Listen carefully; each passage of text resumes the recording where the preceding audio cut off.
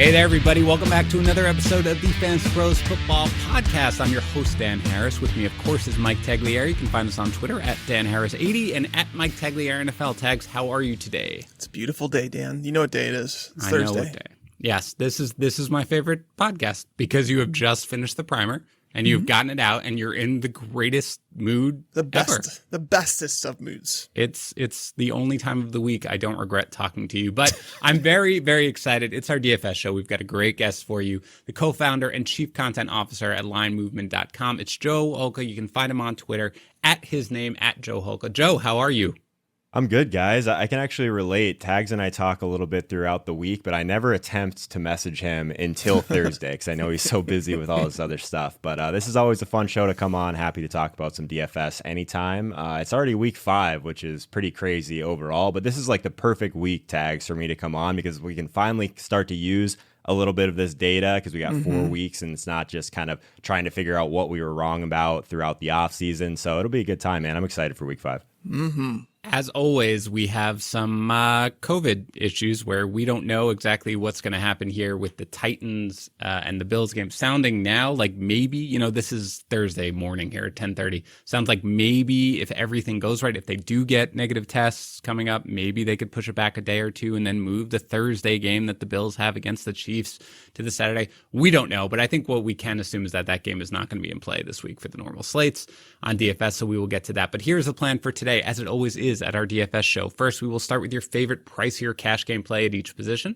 Then we'll discuss a couple of cash game value plays at each position. We'll do one GPP gamble at each position, quick discussion of a defense you guys like, and then your stack of the week and your lock of the week. But before we get to it, it is our DFS show. That is a good reminder that you should be using our DFS optimizer over at FantasyPros.com/optimizer. It can save you hours of research. It lets you tweak your lineup as much as you want, like locking and excluding players to create your own custom player pool. It uses projections that are constantly being updated. You can also import your own custom projections if you want. Supports FanDuel, DraftKings, Fantasy Draft, and Yahoo contests. Generate up to 150 lineups at a time. With our multi-lineup generator, you can optimize lineup for GPP contests for the NFL. You can set player exposure limits. It works for the NBA and the MLB as well. It's a lot of great stuff over there. Again, that's at FantasyPros.com/optimizer. All right, guys, let's get into it. Favorite pricier cash game play of the main slate. Go ahead, Joe. Start us off.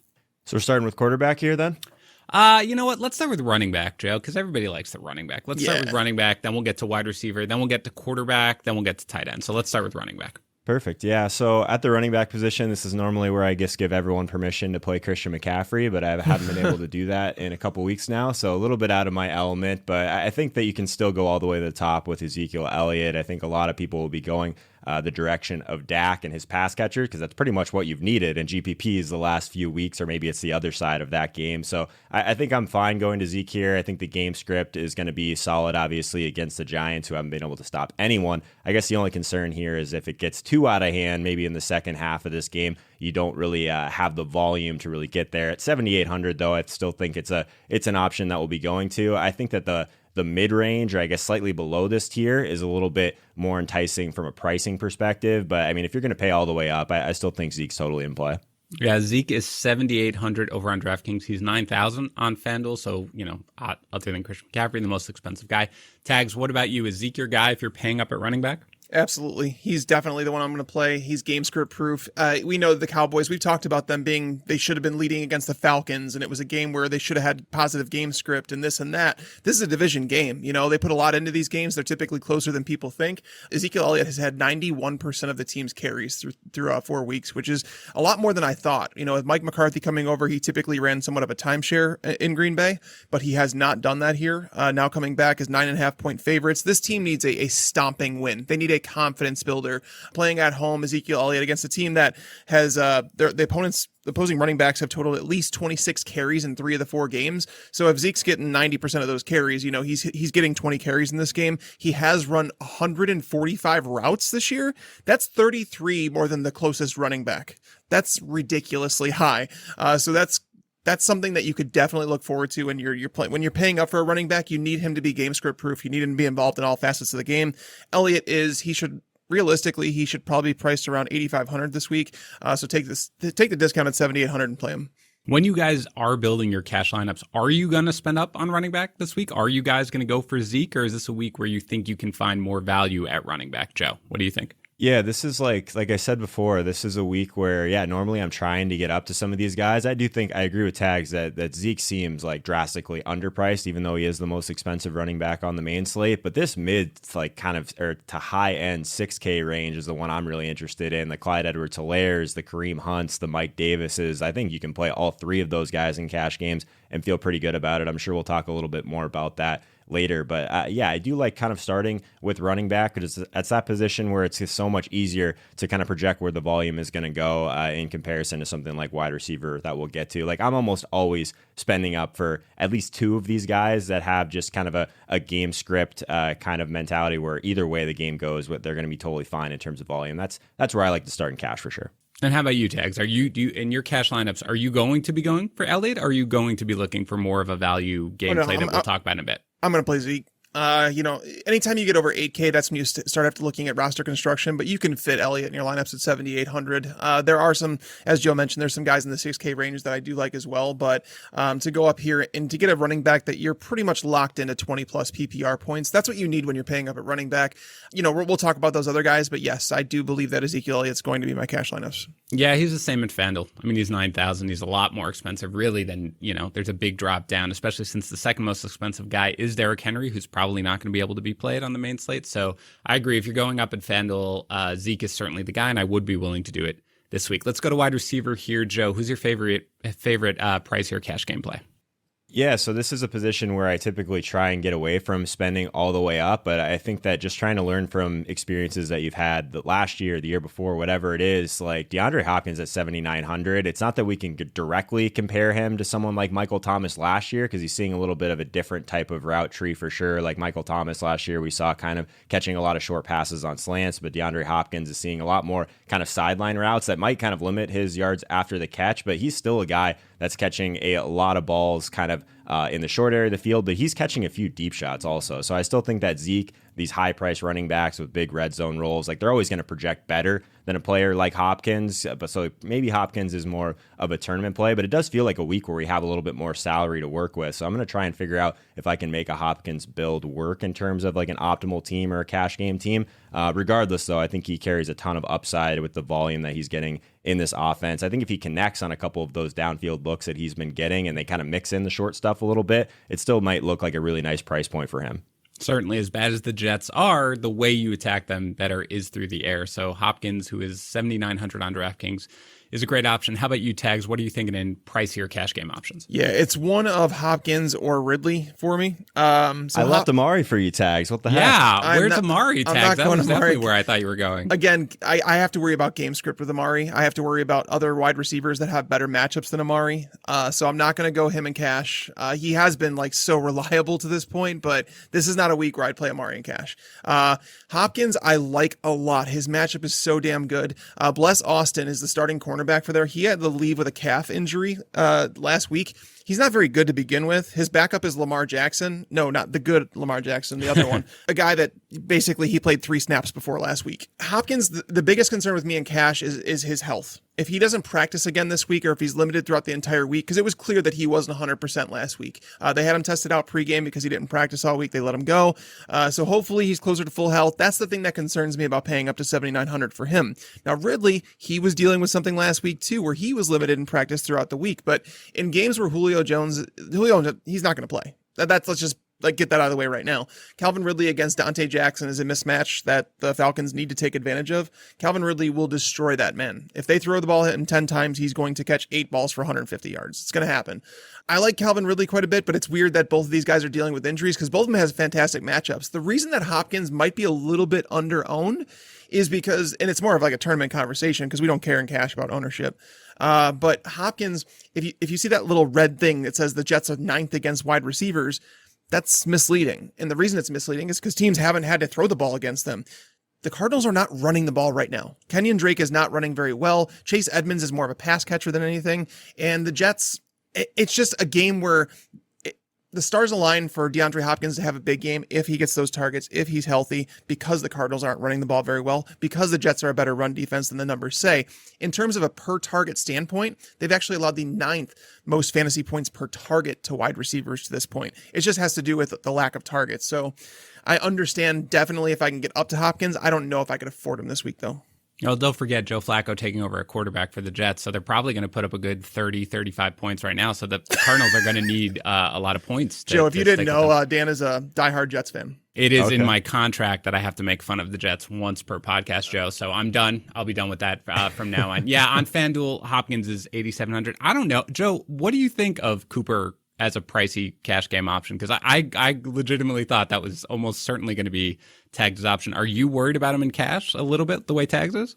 Yeah, I mean, Amari's Tags' guy. I mean, he's been Tags' guy for a long time, so I figured I would at least give him the option. But I'm with him. I'm not going anywhere near Amari in cash games for sure. I think that's a price that I would just prefer to have the safety with Hopkins. I think that the game script's definitely a concern for Dallas overall. And just Hopkins, like one of the things that, like, as we're kind of working through wide receiver here that I always want to make sure I mention is like weighted opportunity rating is a metric that if you're literally just looking at one thing at wide receiver, that's what you should be looking at. It's basically a target market share of air yards and also a target market share for that team. So it basically gives us these guys that are seeing a ton of volume, but also seeing deep targets down the field. So the top guys in weighted opportunity over the last 4 games, DeAndre Hopkins, Marquise Brown, Odell Beckham, and Terry McLaurin. Stephon Diggs is very close behind. Amari Cooper is right there as well, but I still think that if you wanted to go all the way up at wide receiver, I think it's Hopkins pending health for me. All right, let's go to quarterback then, and you've got to pay up here, Joe. Who's your favorite pricier cash game play? I feel bad because I'm kind of just going all the way to the top on all of these, but I still think that Lamar Jackson, there's not much of a safer option, I think, out there. I think that there's been a little bit of a concern because Baltimore just hasn't really been playing at a fast pace. They've really been just so far out ahead in some of these games. They haven't really had to unleash Lamar the way they did at times last year. So it may be more of a tournament play because I think there's some options that are a little bit cheaper for cash games, but I still think Lamar is someone that if people are just not going to go back to that just because he's kind of underperformed relative to what we saw last year from a fantasy perspective, I still think that he's someone that is totally fine in cash games. I think that there's a couple options up here. Obviously, if you did want to go the Dak direction, 7,400 for Dak, just I don't know. Mentally, it's hard for me to get there completely when we have Lamar for just 500 more. So I think Lamar against Cincinnati in this spot, I think he has probably one of the strongest floors on the entire slate. Though I do think that there's an argument for Dak. I'm not sure which direction Tags is going to go. How about you, Tags? If you're going to pay up, it would be Lamar Jackson for me for sure. He's a guy that delivers a floor. We saw last week he didn't throw particularly well, but he still wound up throwing up over 20 fantasy points on the board. This is a Bengals team that he absolutely crushed last year. In their first game together, he scored 30 fantasy points, and then it's like, okay, maybe they got a hold of him in the second matchup. Nope, he scored 33.4 fantasy points. He did it in different ways too. He threw for 4 touchdowns in the one game. He rushed for a couple touchdowns in the other game.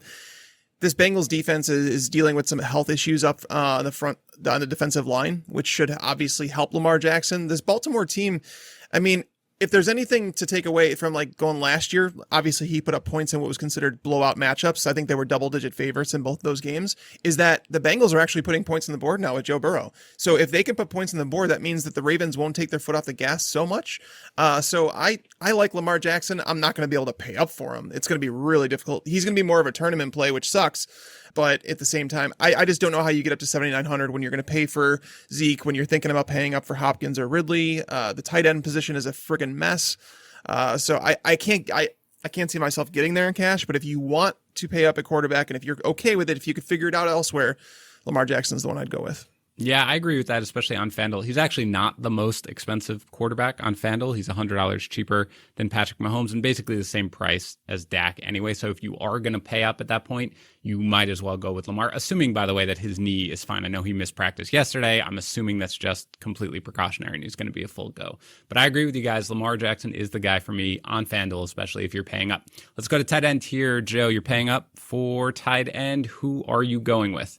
Yeah, it's a tough one at the top. I kind of agree with Tags that this is kind of a mess of a position overall, but it just seems like just looking at Kansas City this week that people just like, I don't know if they're looking past them or whatever it is, but these guys seem a little bit underpriced like across the board relative to what we normally see. So there's a few things at tight end that I'm almost always looking for in DFS. And number one, it's just a high team total. These guys don't see the volume that wide receivers see typically, so we really need to have more chances for touchdowns for them to completely hit their ceiling in tournaments. But also, I still look at the same thing at tight end that I look at for wide receivers. I want weighted opportunity rating. That's something that I place a lot of emphasis on. And Travis Kelce, 0.5 weighted opportunity, that would still put him in the top 15, even if he was a wide receiver. So the type of volume that Kelce sees, I think is really enticing. Obviously, you can go the Kittle route as well. He's someone that, if you're just looking at something like yards per route run, is very strong. So I think that it's kind of splitting hairs between these two guys, both in good matchups. But if I had to pick one, I think I'm on Kelce this week. How about you, Tex? Yeah, Dan, we did it on our draft yesterday. I chose Travis Kelce over Kittle. So I would also go Kelce, considering he's $200 cheaper, but it's not to say Kittle's a bad option. I was looking at this and I was like, all right, well, Miami hasn't been like bad against tight ends so far, but they've only seen 21 targets in the season. That's why they've allowed the fourth fewest fantasy points. And those targets, by the way, came from Ryan Izzo, Dawson Knox, James O'Shaughnessy, Tyler Eifert, and Greg Olsen. Despite that, they've actually allowed 7.19 yards per target, which ranks as the 14th most in the league. So Kittle, the only concern is that, Brandon Ayuk looks really good. Like, he's coming on. Deebo Samuel only played, I think he only ran 16 routes last week, and he's going to be ramped up a little bit. How much do they actually have to throw the ball? Is Garoppolo coming back? Is he going to be 100%? Are they going to go with a run-heavy game plan? There's some question marks around it. With Kelce, there really are no question marks. Yeah, I think that's all fair, but it is a different story on FanDuel because if you look on DraftKings, as you guys mentioned, Kittle is the most expensive tight end at $6,600, and Kelce, you get a $200 discount. Not a huge deal, but he is less expensive than Kittle. If you go on FanDuel, Kelce's $7,800, second most expensive tight end, actually Mark Andrews at $7,500. Kittle is all the way down at $7,100, so you're getting a $700 discount on FanDuel. So for me, Kittle is the guy if I'm willing to pay up on FanDuel, at least, because it is sort of a 1A, 1B situation. All right, guys, before we get into some cash game value plays, let's talk a little Pristine Auction here. I told you guys how I got my kids the signed Tyreek Hill jersey because he's on their fantasy team and my daughter legitimately thinks that he's part cheetah. It came yesterday, and I'm now the official superhero of the Harris household. No longer does my son walk around saying, "You're not as cool as Damian Harris," or my daughter say, "Harrison Ford was in Star Wars, but you can't even make me a grilled cheese." She's not good at insults. I am working with her, but still, legitimately, I go on Pristine Auction. I find any one of thousands of items up for auction at the moment. I bid, all for free, by the way. I win an item. I triple check because I cannot believe I got it for that little, and it arrives a few days later. Just try it. PristineAuction.com. Look around. You're going to love it. And maybe you'll be cooler than Harrison Ford. Just go to PristineAuction.com. That's PRISTINE auction.com. You want $5 in free credits? Just use our code FantasyPros in the registration field when you sign up. They'll know we sent you. Again, that's PristineAuction.com. Use the code FantasyPros. All right, let's go to cash game value plays here, guys. This is more where we're going to be looking for the most part. So let's start at running back like we did with our pricier cash game plays. And let's start with you, Joe. Let's try to get two each from you guys, but let's start with one here, Joe, at running back. Yeah, running back's always a hard one for me to like completely go dumpster diving just because I think this is a position that you do want to be spending a majority of your cap just because the floor and the ceiling of these guys just can't be matched from a true value perspective. So I'm going to kind of take the easy way out here and go with Mike Davis at 6,400 because I still think that he's at least $1,000 underpriced. If he's anywhere near 80%, 85% of Christian McCaffrey, I'm kind of willing to take the L because originally when that injury happened, I didn't think Mike Davis was going to walk in to as much of the passing game role that he has so far this year. So I think that he's someone that's still drastically underpriced. I mean, he's seen at least six targets in the last two games, just so active in the passing game. So on a site like DraftKings, he still seems pretty underpriced. I think we'll get Christian McCaffrey back next week. So I'm rolling out Mike Davis. I get it 6,400, not really a value, but this isn't really a position where I'm trying to go down there anyway and really just pay down for 15 or less targets, I don't think is a great strategy for DFS. Yeah, it just strikes me, right, as Davis is probably going to be the guy in cash games, right? Given his price, given where he is on both sites, that he's going to be probably the most on guy in cash games, which again, it doesn't matter. I mean, that's totally fine in cash games. But how about you, Tags? Give me one guy not named Mike Davis that you find as a cash game value play for running back. Damn. I mean, I like Mike Davis. He's on my list. And there's a couple guys. This is where I haven't like set my lineups like 100% yet or anything like that. Clyde Edwards-Helaire is someone that I'm definitely considering playing at 6,800. I like him a lot against this Raiders team. The Raiders, they allowed the number 2 fantasy running back in each of the first 3 weeks. And then last week, even, Devin Singletary was able to find the end zone, something that never happens. Clyde Edwards-Helaire is getting all the opportunity in the Chiefs backfield. He's getting all the carries inside the 20, all inside the 10, all inside the 5. It's only a matter of time before that just kind of breaks. And it's not like teams can go into this game and say, hey, Clyde Edwards-Helaire, he's our problem. We have to stop him. They have a lot of problems to worry about. So Clyde Edwards-Helaire, I'm going to find a way to get up to 6,800 to pay for him and Ezekiel Elliott, which is going to make it tough for that flex spot to fit another 6K running back. So if you're looking for one more value to throw into a flex spot because you do want to play running back in all 3 spots, I think Le'Veon Bell at 5,100 makes too much sense for a running back that's going to get 15 plus touches. Joe Flacco under center is not a bad thing for him. It might be helpful. Flacco, if you go back to the Ray Rice days, he's a guy that checked down an awful lot. We know that the running backs involved in this offense. The Cardinals have allowed 691 total yards to running backs through 4 weeks, which is the 4th most in the league. So Le'Veon Bell at 5,100, he's a value that you could stick in your flex. How about you, Joe? Do you have any other cash game value plays you'd be looking at running back? Yeah, I considered going David Johnson here, but I'm going to go a little bit cheaper to someone that I think a lot of people have been on over the last couple of weeks to save salary. And Myles Gaskin, 4,800, still stands out to me. He's someone that is active in the passing game. He hasn't had a ton of run outside of that 1 week this year between the tackles, but I think that he's probably a safe bet for 15 to 17 touches against the San Francisco team that's actually 31st in the league at defending the short area of the field. So I actually like the idea of Gaskin at 4,800 kind of hitting that higher end of his expectation through the air. So I think that's an interesting one. That's definitely the cheapest I would go.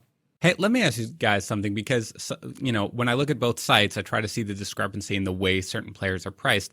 And Josh Jacobs, putting aside Derrick Henry, is the 2nd most expensive running back on FanDuel, but he's, I think, 12th or 11th or 12th on DraftKings. Now, they're obviously got the Chiefs. You assume it's going to be a negative game script. Might not factor in great for Jacobs, but they also, you can attack the Chiefs on the ground a little bit. He's at 6,300. Is he not an option? Because when I saw his price on DraftKings, I thought one of you guys might mention him as a guy you might want to play. How about you, Joe? Yeah, I think maybe on any other week I would consider it, but there's no way I'm playing Josh Jacobs over Kareem Hunt on DraftKings at like the same price point, or the other guys we've mentioned like Davis, or just in general. I think that range is so strong this week. Clyde Edwards-Helaire. I think Josh Jacobs would be a clear number 4 in that group for me. So that's how about you, Dax? Yeah, I had him on my list. You told me to only name one. I do like him, but again, that's just as Joe mentioned. I have Clyde Edwards-Helaire and Mike Davis as plays that I would rather have than him. So that's why he falls there. But I'm not saying Jacobs is a bad play. It's just when you think about tournaments, so I'm like, if I like Clyde Edwards-Helaire so much, it's a negative correlation, right? Typically, both running backs aren't going off in the same game, but the Chiefs' run defense, that's where you attack them. Not many people realize the Chiefs are not a team that you attack through the air. They've legitimately, the last 2 years, they've allowed the fewest fantasy points to wide receivers. Every single week, I swear, I hear someone saying, oh, it's going to have a negative game script. They're going to have to throw the ball, start this receiver. And I'm like, stop doing that. It's running backs that get the production. And last week we saw it was Damian Harris getting production. And basically his first NFL game, he had 100 yards in the ground against them. So I like Josh Jacobs this week. I think he is a value at 6,300. It's just they've almost underpriced some of these other running backs to the point where I think he's going to be underplayed because of that. But I think he is a good play though. Yeah, he's just a real big discrepancy. He's just way, overpriced on FanDuel, in my opinion. All right, Joe, let me get a little lower priced here because I think you know where we're going. So we're probably not going to be playing any of these guys. But let me name 3 guys who are all in a similar price range, a little bit lower than the guys that we've mentioned. And other than Gaskin, let me know what you think. Assuming Raheem Mostert is out, I know he returned to limited practice, but I'm assuming that he's going to be out. And let's say we know that. Would you prefer McKinnon against the Dolphins at 5,800? Kenyan Drake against the Jets at 5,700, or Todd Gurley against the Panthers, also at 5,700. You had to play one of those. Who would it be? Oh, I think like on pure principle, it'd be Kenyan Drake, just because I've already just been so invested in that throughout the course of the start of this year. I guess my only issue with it is like if he's not going to be as active in the passing game and he's not going to be scoring as many touchdowns, like what is there left for Kenyan Drake at Right. 5,700? So I love the idea. I love the game script in this one. I love the matchup, all of those things. So I think just on pure principle, it's still Kenyan Drake for me. But it's not an area I'm actively trying to get to for sure. Right. How about you, Tex? If you had to pick among Yeah, that group? you're jumping ahead for me into the tournament section. I love McKinnon in tournaments. If Raheem Mostert doesn't play, McKinnon at 5,800 is a fantastic tournament play. Gurley is a good tournament play too, because as we saw last week, he could fall into the end zone twice because he plays for a good offense. Carolina, obviously, allowed 33 rushing touchdowns over the last 20 games. So this is a matchup where Gurley, but he is not someone I want to use in cash because he is not involved in the passing game. In fact, over the last 3 weeks, what does he have? 3 targets? Yeah. How many passing yards does he have on the season? Like 5 or something It's like like that? 9, I think. I think there might be 9 yards or something like that. Yeah, He's just not involved whatsoever. But yeah, I do kind of think that, especially without Julio Jones, especially given, their defense is terrible anyway, and they've got so many more injuries, and they're on a short week, I could see them just completely leaning into the run game to try to control the clock as much as they can. So I do like the Gurley call specifically in tournaments. But let's go to wide receiver here. Now, Joe, let's talk about your favorite cash game value plays that you've got going on. Let me just say this. It's nice being the guest. I get the first pick of all these things. Oh, yeah, right. I legitimately, we talked about it as that I host so many podcasts per week. And like my one direction that I don't have control over is go to somebody other than Tags for the first option. So that's it. The world is your oyster, Joe. Go ahead. This is great. Yeah, Tags, I'm sure, can handle it no matter who I'm going to say. I'm going to go all the way down for this one to a guy that I think that this is a position that I'm almost always trying to go cheap on, usually with at least one roster spot. So Damiere Byrd at 3K on DraftKings, I think he's a really strong kind of like buy low candidate in a lot of ways. So over the last 3 games, he's averaged 7.3 targets, 21% target share, 34% of the team's air yards. So obviously we have some concerns on if Cam is going to be playing in this game. It's looking like it's pretty unlikely at this point, but I think still at his cost, like 3K on DraftKings, I think he's maybe more of a tournament play, but I still think these guys with upside are ones that you need to build into your lineup for cash games. Like if we do get Cam in this spot, obviously Damiere Byrd still has a history with Cam Newton going back to their Carolina days. So I think it's an interesting one. He's an every down player opposite N'Keal Harry. So I think that there are some concerns here, but if the pieces come together, I think he's a nice play at 3K. All right, let's go to, 3K is free basically on DraftKings, right? So how about you, Tags? Cash game value play. I think DJ Moore is a fantastic value at 6K, but going lower into like a cheaper range, there's 2 guys, Darius Slayton and Zach Pascal. Those are 2 guys that I would consider. Darius Slayton is definitely the one. He is going to be in my cash game lineup at 4,800. He has run the 5th most routes among wide receivers. And if you look at the other wide receivers that are in that range, like even the top 10, it's a bunch of fantasy superstars. Going into this game, the Cowboys have allowed a league high 2.32 PPR points per target to wide receivers through 4 weeks. Slayton has seen at least 6 targets in each of the 4 games. I think he's going to walk away with at least 8 targets in this game, and the Cowboys are just a terrible secondary right now. They can't stop anything. So playing into the whole game script idea with Ezekiel Elliott, plug in Darius Slayton. Yeah, I love Slayton this week also on it. He's a little more expensive compared to the rest at 5,800 on FanDuel. You're not quite getting that discount. Let me ask you, though, Tags, because it's a little different on DraftKings than it is on FanDuel. Moore is 6,000. Robby Anderson is 5,900. You prefer Moore, though, for your cash game lineups. I do. It's basically, are we going to react to the last 4 weeks and say, is that what we expect going forward? I think the gap has shrunk quite a bit, but if you look at the Falcons in terms of what they struggled with, it's beating over the top, and DJ Moore has an average depth of target that's almost 3 yards further than Robby Anderson, which is really something that we didn't expect coming into the year. So they're using him a little bit different. They need to get him. He is the number 1 wide receiver in that offense. Robby Anderson is clearly like, it's almost like the 1B to his 1A, but that 1A has to come through at some point. So I do like him at 6K. I think they're both actually good plays at 6K and 5,900 against that Falcons secondary, which is just brutal. Yeah, I like them both as well. Anderson's $400 cheaper on FanDuel than Moore, and I will take that discount given that I do kind of see them as very similar options. Before I get to your other pick, Joe, who do you prefer there? I mean, essentially the same price. Moore is $100 more expensive than Robby Anderson, but who would you prefer if you were playing one of those guys in cash? It's a weird type of scenario, right? Because of what Tag said, like we're seeing DJ Moore almost being used by like how we thought Robby Anderson would be used, and it's it's odd. I think from a tournament perspective, which we'll get to, I think DJ Moore is a stronger play because I would think that there'd be some people that will jump off of that train maybe a week too early. I mean, I think my biggest issue this entire week so far is like, which Carolina guys do I play? Like, I want to play all of them. There's a ton of good guys on that I think from a price perspective makes sense. I think if I had to pick one, I'm still going to pick the upside, I think, from Robby Anderson, but it's really close. They're literally right next to each other in my model, like almost the same exact ceiling projection as well. So it might be more of an ownership thing for me. So in cash games, when I don't know the answer for cash games, normally I'll try and find someone else. So I don't know. I guess there's a few guys in that range. I love the Pascal call tags. I love the Slayton call. Those are both guys on my list as well. I'm trying to get a little bit cheaper because I'm just like basically conditioned to do that at this point to get up to like some of these running back plays. But like, I don't know. It feels like I have a lot of salary to work with this week, believe it or Doesn't not. Golden Tate feel like a good play at 46K? I don't mind that one. Yeah, I mean, I still think I prefer Slayton. For sure. Oh, yeah, I do for sure because the targets are just more valuable that are going to him, and the Cowboys have been beaten like a drum on the perimeter. I think both, actually. I think that's a game that you can actually stack on that side. So anybody else, Joe, that you were looking at for a cash game value play at wide receiver? Or did we cover most of them? So I do want to get Tag's take out in Atlanta, and I'm probably going to butcher this name, and I'm going to do my best. You got it. Olamide Zacchaeus. Yeah. Is that close? Yeah. What do we think about him? Tags like 3K again. Like in a normal week, like finding a guy like this in a game environment that is very positive at 3K. I mean, he had 9 targets last week, 6 targets the week before. Still playing a ton of snaps. Like regardless of what happens with injuries, like this guy has to be in play, right? I'd play him over Byrd. To be honest with you. Yeah. And like the thing, Byrd, what's funny is like Byrd is showing as a value in mine as well, but I don't feel great about his quarterback situation. At least we know that Matt Ryan is competent. And looking at this Panthers team, they'd struggle so much against the run that teams haven't thrown the ball a whole lot. But the Falcons are allowing so many damn points. I think there's going to be some pass attempts from Matt Ryan. I'm expecting at least 40 pass attempts. So provided Julio Jones is out, and I do believe he will be, and that he's going to be out, and that none of these targets are going to the running backs. Gurley, even Brian Hill, I think has 8 targets on the year, which is not a lot. That's basically, there's production to be had here. So at 3K, you're looking for him in cash. You need him to hit 3X, 9 PPR points. Is that doable? Absolutely. Yeah.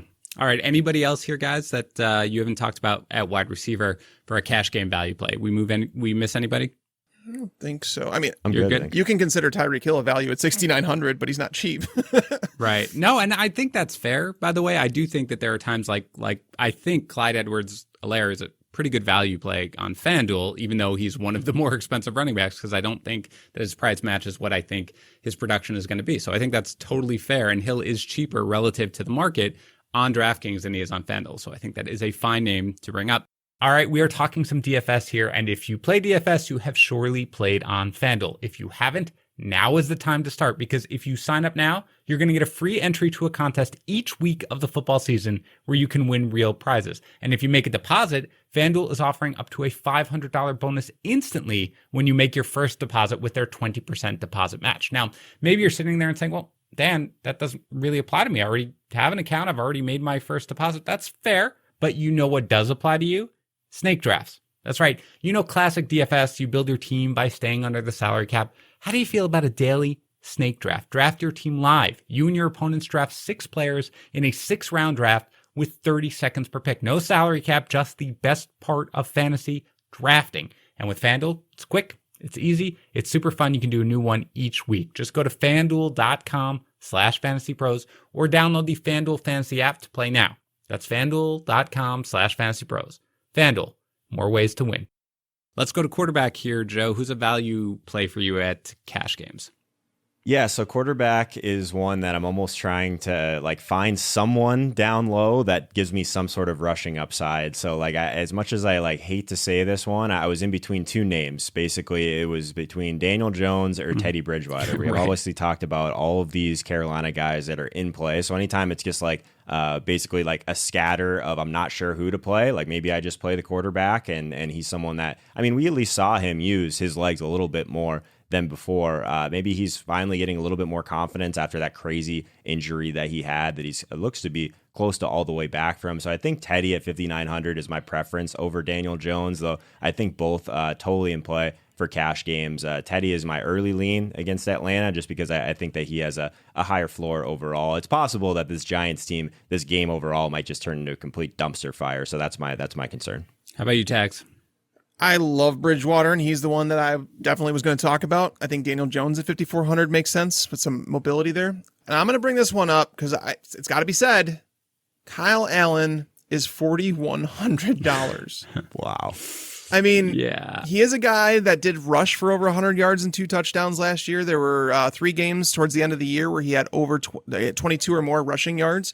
So there is some mobility here. Dwayne Haskins was able to throw over 300 yards last week. Terry McLaurin seems like he's fine, healthy. I mean, at 4,100, it allows you to do some pretty ridiculous things with your lineup. And again, if you go through it, if you score 3x on your lineup, it's going to cash. So if that's the way that you play throughout your lineup, Kyle Allen needs to score 12, 13 PPR, PPR doesn't matter, but 12 or 13 fantasy points, which is something he can absolutely do. Is there any thought to that, guys? Joe, I mean, in FanDuel, there's just not enough of a difference with the pricing for when you get to the base guys. I mean, you know, the savings of it when you get a guy like Kyle Allen, who's basically the minimum price for a quarterback, it's still not enough of a difference on FanDuel. But Joe, I don't know if you would think about it all on DraftKings given that price. I don't know. I play mostly like higher stakes, like smaller field GPPs. So like I've played some bad quarterbacks in my day because I'm like just not really convinced it like moves the needle the way that having elite running backs and elite wide receivers on your roster do. So like I think that there's a couple of things here that are enticing if you did want to go all the way down there. It's a pretty condensed target share overall. Like we know where the ball is going to go. Terry McLaurin is someone that, like I mentioned, weighted opportunity before. Like regardless, like his price is so low that he's still up there in weighted opportunity with some of these other guys like DeAndre Hopkins that we talked about, like Stephon Diggs and those guys. It's just the problem is like he hasn't really been seeing, like there's a difference between good air yards and bad air yards. Bad air yards are because some of these balls aren't even close to catchable. You know what I mean? So like maybe if we see any sort of improvement there, maybe the guys are just excited to not have Haskins in there. I could see that. Another guy that we've been talking about what feels like every week for a lot of the same reasons is Logan Thomas. So like if you can pair him very cheaply with Logan Thomas, Terry McLaurin, like you can basically get up to all the guys you want. You can probably play Hopkins on that team. You can probably play Zeke on that team. So like I think there's value in it for sure. My question for Tags is like the way things are going with some of these elite options like Josh Allen, Kyler Murray, Dak Prescott, Lamar, like the ceiling feels so much higher for these guys. Like there seems to be like more of a tier gap than we've had in the past, or at least the past couple of years at quarterback. So you think there's in tournaments, I guess cash game's different conversation, but not getting up to the ceiling for some of these guys in that top tier. Do you think that's something we need to be paying more attention to this year, Tags? It definitely is. And DraftKings has realized it too. And they've priced these guys up. I remember last year, quarterbacks were not this expensive. And all of a sudden you're starting to be forced to pay that for these guys. I mean, we did get like a crazy discount with Kyler Murray a couple weeks ago where it's like everybody and their grandmother's going to play him. And that's fine. You just eat the chalk in those situations.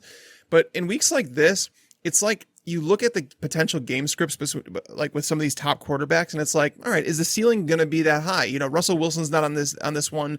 I just don't know if I see a whole lot of games. You know, we've had the Cowboys and the Seahawks games. We've had Atlanta and Cowboys. We've had some high scoring games. I don't know if I see it on this slate where there's a game where we could say the other team is going to go toe to toe with those guys. So they've all had. It's almost like Kyler Murray this week. You know, the Jets are not going to go toe-to-toe with him. Prescott against the Giants, they're supposed to win that game pretty big. That's the reason we like Zeke. Josh Allen probably not going to play his game at all. KC, if you look at Mahomes last year, he crushed them in the first game, but then the second game he threw for like 175 yards and 1 touchdown because it was just a blowout. This game is in Kansas City. Derek Carr's been hell on the road over his career. Lamar Jackson, that's why, again, if you get up to him, yeah, that ceiling is massive there. But this week, it just feels like I don't know if you need to chase those ceilings. But I in general, though, I do agree with you. I've actually paid up for Dak Prescott quite a bit. All right. Well, for FanDuel, just to put a bow on it before we go to tight end, Joe named the 2 guys that were on my list, both Daniel Jones and Teddy Bridgewater. The Jones is $500 cheaper, I believe, on DraftKings than Bridgewater is, but he's essentially the same price on FanDuel. So that the sort of that is he $500 cheaper, right? Yeah. On DraftKings? Yeah. He's basically the same price. I think Bridgewater is $100 more expensive on FanDuel. So at that point, I'm going to take the relative safety. And you mentioned it, Joe. He is running now over the last couple of games. He's starting to run, and he just looks more comfortable in that offense, so I'm willing to roll with him. Let's go to tight end here. If you are not paying up for Kelce or Kittle, who's your value game play at tight end, Joe?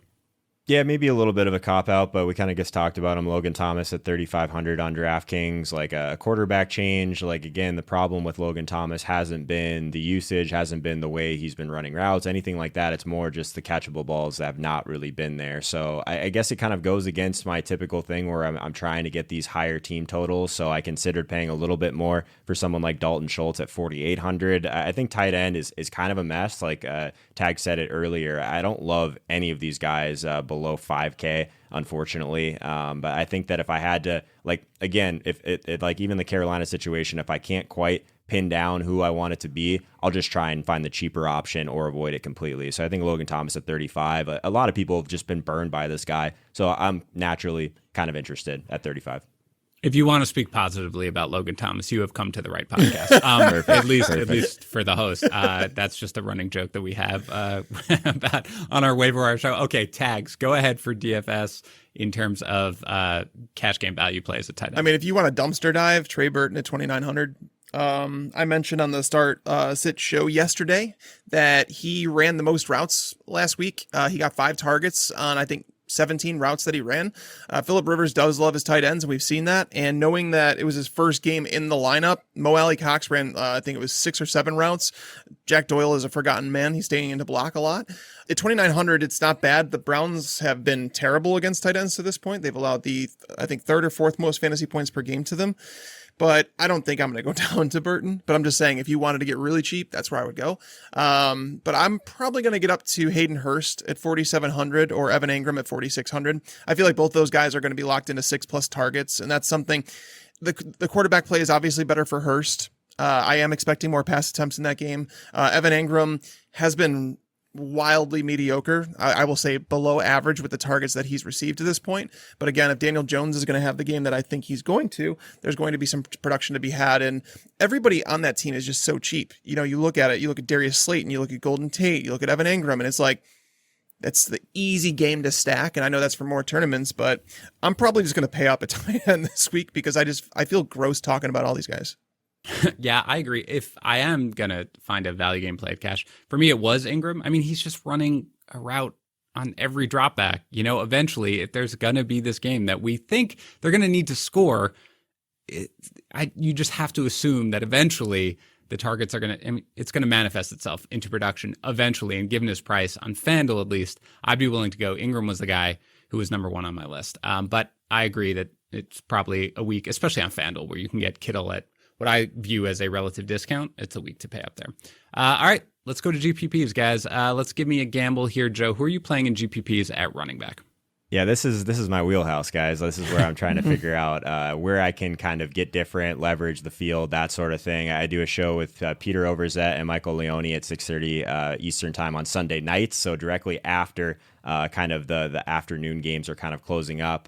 We ended up playing Joe Mixon on our main team in the 1,500 on DraftKings, and we were fortunate enough to win it last week for a 50K score. So I got to go back to my boy Joe Mixon, especially if people aren't going to kind of roll this thing back. He's only 6,300 in the spot against the Ravens that I think maybe people just get scared off of the matchup overall just because it's the Ravens, all of those things. But I mean, they're really only just like an above average run defense. I don't really care about matchup a ton at running back. I care about usage. And what was nice about Mixon, outside of the work that he was getting between the tackles, he actually ran 25 pass routes compared to just 5 for Gio Bernard last week. So I think that's good news for Mixon overall through the passing game. I think that this offense is underrated still with Joe Burrow, and they're able to kind of put up some points. So I think that this is a spot where going back to Joe Mixon, if people just want to like still avoid him after what happened last week, I actually think he still could go under owned because this 6K range is so strong that I'm interested in going back to him this week. What do you think about that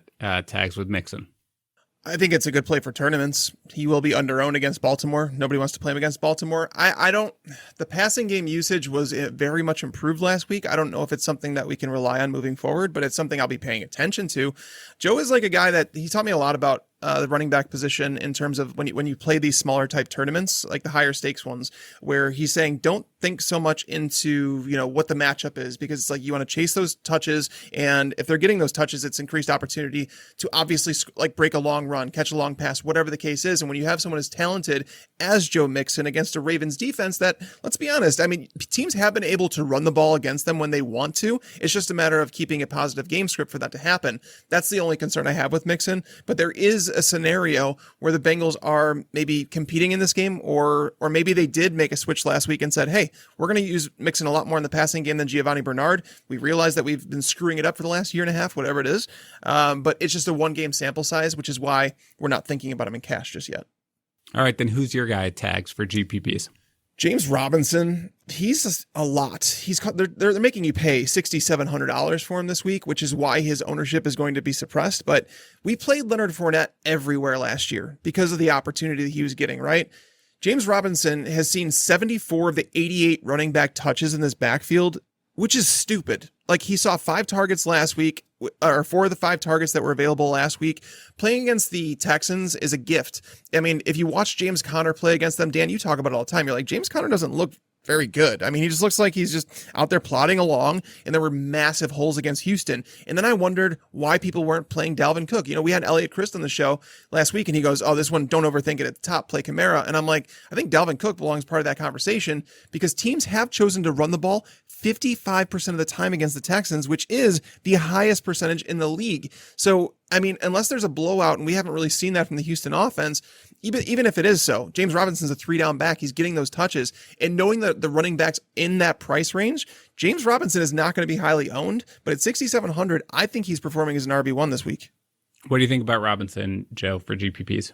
I think that's an interesting one, and I like Tags' thought process overall. I think in tournaments, like, the way to get different at running back is not by taking shots on these guys that are going to touch the ball 15 times as their ceiling. It's by taking shots on guys that still have an opportunity, if things all break right, to touch the ball 22 times. You know what I mean? So I think that James Robinson, he's actually one of the guys that's higher in my model than I expected. He's higher in my model actually right now than a guy like Jonathan Taylor, than a guy like Clyde. He's right next to Clyde Edwards-Helaire, if that gives you any idea of how much I like him this week. So I like that one a lot.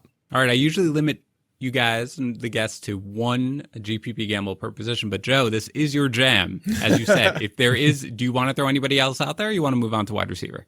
We probably haven't talked enough about Kareem Hunt. I don't know if he's really a guy that's a gamble by any means, but if people are going to go to Davis and Clyde Edwards-Helaire, I think you can roll it back with Kareem Hunt. I think the only scare was, and I want Tag's take on this, is last week we didn't really see the Kareem Hunt show. We saw a bunch of other guys kind of cycle through. Is that something you expect to happen this week too, Tag? I think it had a lot to do with his groin injury that had him miss practice Wednesday, Thursday, limited on Friday, and it was like, hey, we're winning this game. It was a blowout at that time. Like, by the time that all happened, like, Kareem Hunt got carries as soon as Nick Chubb went down, but the game was in a blowout, and then the Cowboys came back to make it seem closer. So I think it was more like, hey, preventative maintenance with Kareem Hunt. The talent gap between Kareem Hunt and Nick Chubb, not very large, right? The talent gap between Kareem Hunt and everybody else in that roster, it's rather large. So we're going to see a bigger workload. The matchup against Indianapolis is not good. Now, in the 2+ years under Frank Reich, they have allowed one 100-yard rusher in all of those games. And it was Derrick Henry when he was going through that crazy, tear on the league at the end of last year. So that's not great. Their opponents are only running, I think, 52.5 plays per game. The Browns they're not a fast-paced team. So I do worry about the potential touches here with Kareem Hunt, especially with that injury. We'll pay attention to the injury reports, but at 6,500, you're not going to see him at that price again. This has to do with that injury taking place in the afternoon on a Sunday game. It was just very late adjustments, and the matchup, that's the only thing I don't like about him this week. But again, as you talked about, Joe, the matchup we don't want to think about so much. We want to think about the opportunity. And I think Kareem Hunt, people might not play him because of that lack of opportunity last week, when in reality, it could have just been an injury. All right, let's go on to wide receiver now. Joe, who's your favorite GPP gamble at the position? I guess I like this Baltimore-Cincinnati game more than a lot of people so far this week. So I actually think that, like, as we were kind of looking through some of the top guys in weighted opportunity, like DeAndre Hopkins, Terry McLaurin, Odell Beckham, like the other guy that I think might go even a little bit overlooked is Marquise Brown. Like I will say this, I'm a little bit of a Hollywood truther, even dating back to last year. I definitely fired at this guy probably more than I should have, but 27% target share, 40% or 44% actually of the team air yards in this offense. So I think that people probably don't realize that he was tackled at the 1 yard line twice this season already. So his price point could be different if he would have scored some of those touchdowns. We know DraftKings kind of skews towards that at times. I mean, he is just averaging 6.5 targets per game, so it's not crazy volume by any means, but I do think that the value of the targets that he's been given so far, especially if people don't understand still the ceiling that Lamar basically hasn't unleashed yet, I think that being early on Marquise Brown is something I'm interested in. What do you think about Hollywood there, Tags? I like Hollywood in tournaments. I think it's fantastic. He's someone that you can just never write off, especially with the opportunity he's getting. Lamar has been missing on some of his deep balls, but if they connect, you're going to see a 150-yard game out of him. So, yeah, he's definitely someone that you could pair with Jackson. That's going to create that's going to create a big difference in lineup construction because both of them, you're paying up for Marquise Brown at 6,300. That is much more than he should be for a receiver that's topped, like, I think he's topped like 50 yards in like 3 of his last like 16 games or something like that. So he's way overpriced, but in tournaments, you're really not concerned about that. You're just looking for that ceiling. All right. How about you then, Tags? Who is your tournament play? Michael Gallup. People are forgetting about him. It's just like you were like, that's it. I would just like to say his name and then I'm done. Kind of, but it all comes down to wanting a piece of this Cowboys passing attack because I talked about Amari. His matchup with James Bradbury is the toughest among wide receivers this week, so it could be a reason that we slowly just back away from Amari and look at some other options because every single week we're gonna have to wonder which matchup are they going to target this time. Gallup is going to match up with former undrafted free agent Ryan Lewis in coverage. He's been on 3 teams over the last 3 years, has never had a season where he's seen more than 34 targets in coverage. I just feel like Gallup, he is getting valuable targets. The 17.4 yards down the field on average is air yards. So if he gets 6 or 7 targets, that's worth a lot more than a receiver, like a CeeDee Lamb that gets, let's say if he gets 8 targets. So Gallup's ceiling, he kind of flashed it against Seattle a couple weeks ago. I do think that Gallup's being a little bit underrated by the fantasy community, and because of that, his ownership will be low. What do you think, Joe, about Gallup? Because he was the guy on my list, even though I was probably a little, like Tags, reticent to list him. Go ahead. Yeah, I feel kind of fortunate, honestly, that I've picked right between Gallup and between CeeDee Lamb so far this year in a couple weeks. So I think that like my answer for this is always just going to be play the guy that you think is going to be lower owned for these two, because I think that it's an interesting tournament aspect of it, because I think that Gallup still has that ceiling. I don't think his consistency is really ever going to be there. There's only so many. I guess, I mean, if he continues to throw for 500 yards every week, maybe everyone can get theirs. But I like the Gallup call a lot. Sigmund Bloom brought him up this week on one of the segments I do with him on my show, and as a potential guy we should be trading for. So it sounds like you're in good company, Tags. Okay, Joe, again, I will allow you, if you would like, to add another name, just because I respect you so much. If there's anybody else who want to talk about a wide receiver before we move on to quarterback. I appreciate that, man. So, yeah, I think that Tags mentioned him earlier, but I actually am on Zach Pascal still. I think that there's people that, yes, Paris Campbell, Pittman out. This role, though, for Pascal is a pretty serious one. I think the matchup overall, like against Cleveland, not great, but I think that it might still be better than last week's at Chicago, which is always interesting. I think the main point is, though, like I think that T.Y. Hilton, like this guy might be completely washed. I wanted to be, I guess, kind of give him the benefit of the doubt because he still like is getting the volume, but he hasn't topped 87 receiving yards in a game since Andrew Luck retired, which is a crazy stat that I saw someone tweet out. I wish I remember exactly who said that, but yeah, I thought that was pretty crazy to see. I think that's one thing that's nice about this matchup overall is that like slot receivers, Boyd, Lamb, Snead, they've all had success against the Browns. So I think that Pascal is in a good spot to kind of be that person underneath that could have a decent amount of success. And I don't think he's going to be super high owned. All right, let's go on to quarterback now. GPP Gamble. Go ahead, Joe. Yeah, so quarterback, I mentioned before that just trying to get up to some of these guys for ceiling is something that I'm interested in. Patrick Mahomes is one that I'm still interested in overall in tournaments. I like the idea of Patrick Mahomes, Tyreek Hill, and Travis Kelce as a stack. I think that it's expensive, but this is a week where I'm finding myself with a little bit more salary overall, and I do really like some of the running backs that are in that 6K range. So you can make a Mahomes team work. I still think that people want to kind of believe that Patrick Mahomes still like isn't having like an MVP-esque season, which is fine. Just all the things that Dak has been able to do, that Russell Wilson's been able to do, I get all of that. But if we can get Patrick Mahomes at like sub 10% ownership at high stakes, that's what I'm looking at. Tags, what do you think he'll be like in something like the Millionaire Maker this week? Are people talking about Mahomes? I don't think so. I mean, there's so many other good quarterback plays, and I think people are worried about the lack of competition on the other side of the ball. They might go away from it a little bit, and the Raiders have been crushed in the ground. I think Edwards-Helaire is going to be popular, which might drag away some ownership from Mahomes, even though they could probably be played together if you wanted to. Like Edwards-Helaire, I think has over 20 targets over the last 3 weeks. So anytime if you get Mahomes under 10%, I think that's crazy. I think he's actually going to be higher than that, but maybe not as high as he should be. All right, Tex, who's your guy for GPPs in quarterback? Yeah, I had Mahomes on my list. I think Matt Ryan is also someone that I would look towards after the performance on primetime. He's someone that the ownership is going to be suppressed so much, and especially if Julio Jones is out. But we've seen Matt Ryan have big games in the past when Julio is out with like Mohamed Sanu. We've seen him have games with Calvin Ridley where Ridley kind of goes off. This again, the Panthers have allowed so many rushing touchdowns to the point where everybody's going to want to play Todd Gurley. But this is a game where I can 100% see Matt Ryan throwing the ball 45, 50 times. And anytime you get that many pass attempts where they have good cornerback matchups with Calvin Ridley, the tight end matchup with Hayden Hurst is good. It's easy to stack someone like Matt Ryan in that game. All right, let's go to tight end here as we finish up with our GPP plays. Joe, who's your favorite guy here for GPPs and tight end?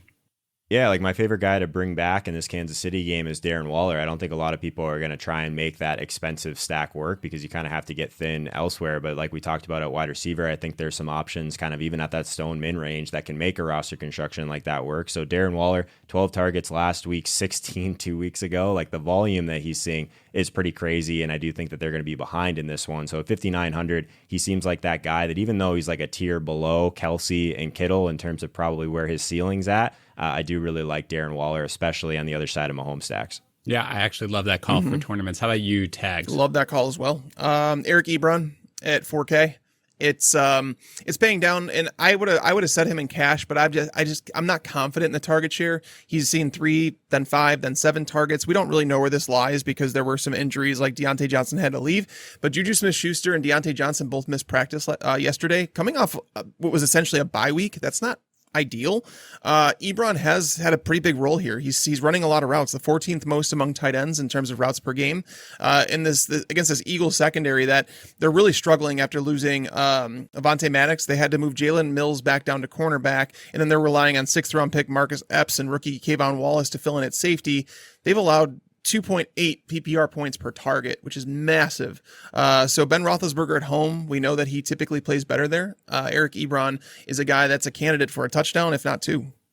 Yeah, we talked about him on our Starts It show. Tags, you and I both like him a lot this week, generally speaking, even in season-long leagues. So for a DFS play and certainly in tournaments, I'm good with that. All right, real quick, Dan. Yeah, go ahead. ahead. Ask Joe, do you have a take on Zach Ertz and whether or not you think that he's playable in tournaments? Like, I know that they haven't lowered his price that much yet. He's 5,700, which sounds, it's a lot, but we typically follow the targets at tight end, almost like we follow the touches at running back. Why don't we like Zach Ertz in tournaments? Man, you must be like looking at my screen or something right now because I wasn't sure if we were going to go one more for tight end. Zach Ertz was the one that I was trying to figure out if I could bring up my notes and really make a case for it. The problem is, like, he's giving us absolutely nothing after the catch. He's actually 54th of 62 qualifying tight ends in yards after contact per reception this year.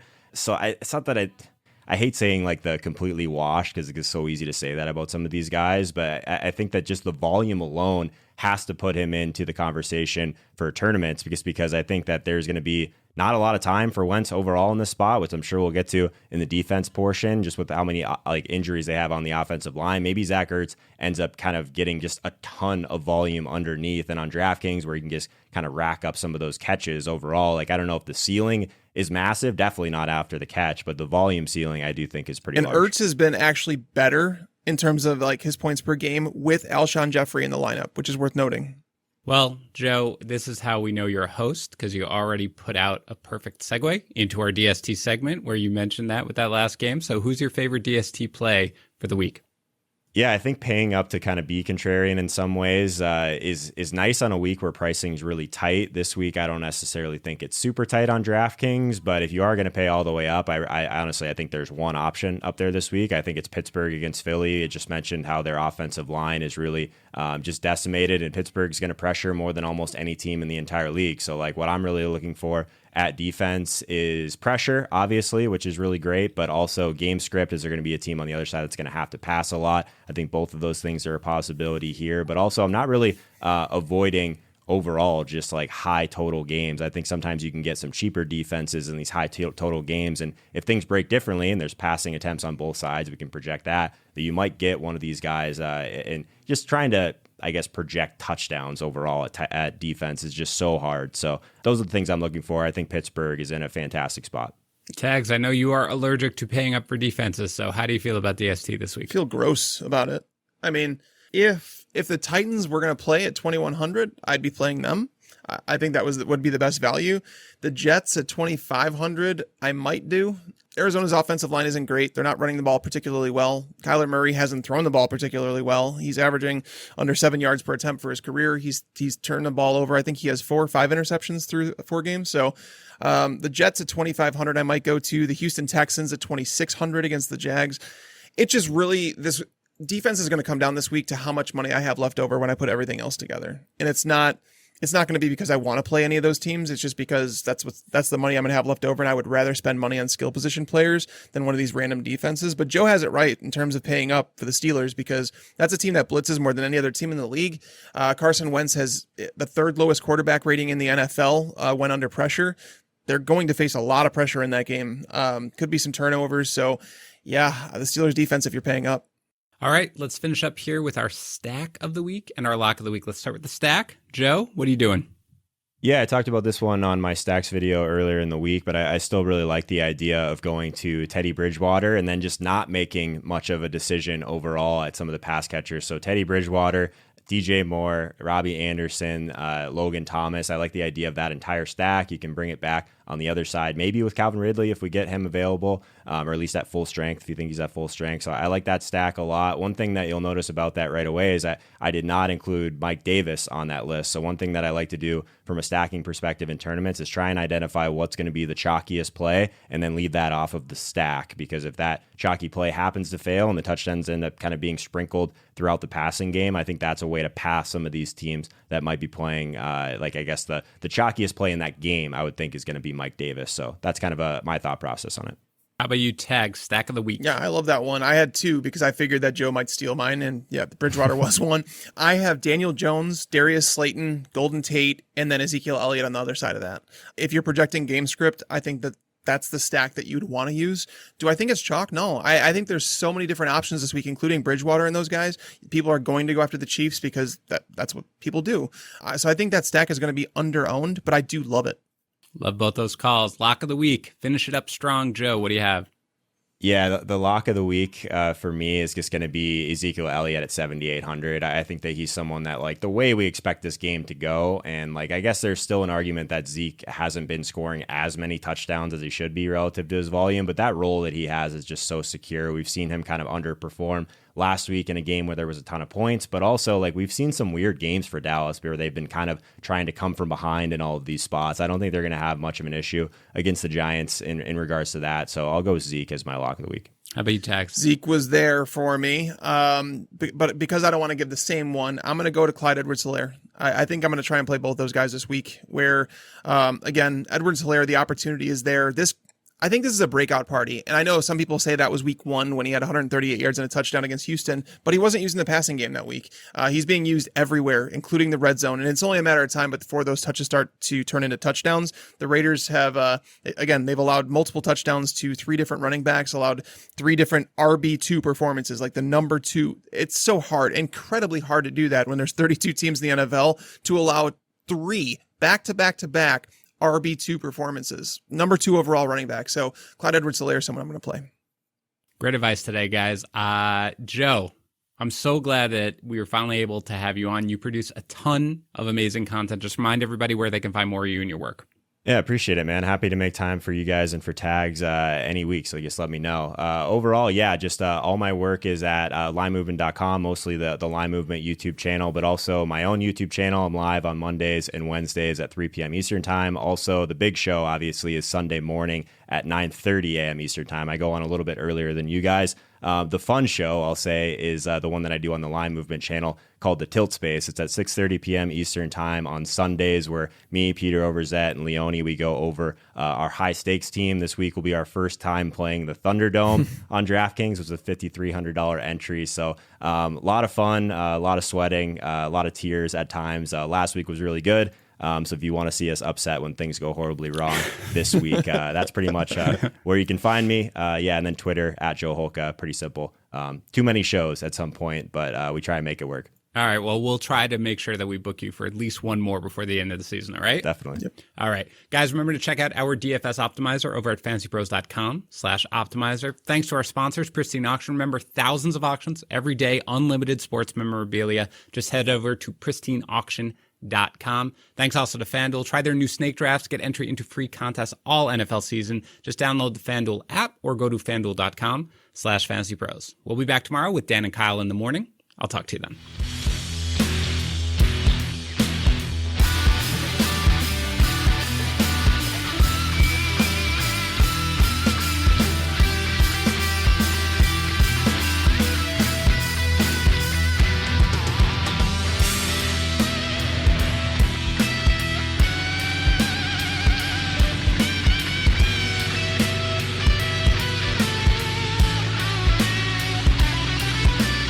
Thanks for tuning in to the Fantasy Pros YouTube channel. While you're here, don't forget to check out the featured videos. While you're at it, go over to Instagram, Twitter, and Facebook at Fantasy Pros to get news and updates throughout your season to help you dominate the competition.